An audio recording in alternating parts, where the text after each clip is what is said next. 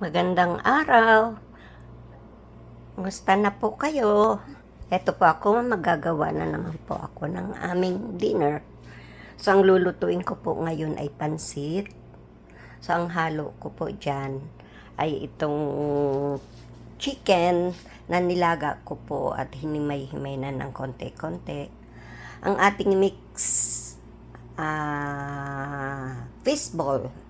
Ayan po, hiniwa-iwa ko na rin, piprituin ko na lang po mamaya. May konting hipon din po tayo. So, syempre, ang sibuyas natin na panggisa, ang gagamitin ko po ay garlic powder instead na fresh garlic.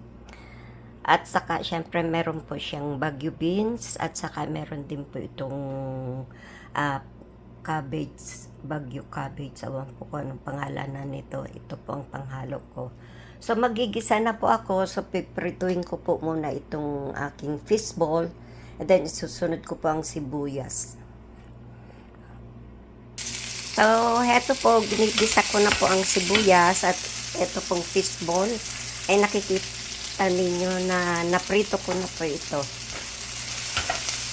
So, luto na po ito. So, nag-uumpisa naman po ako mag-gisa ng sibuyas.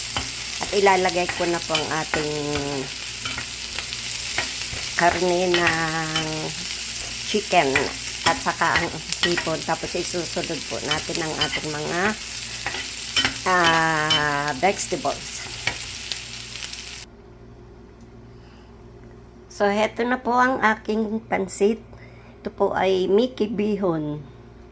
Yan po, pinaghalo ko po yung Mickey na sariwa at saka ang bihon. So, ayan na po. Sana nagustuhan ninyo ang aking niluto ngayon. So, you have a good day, guys. And I'll see you again next time. Have a good day. Bye.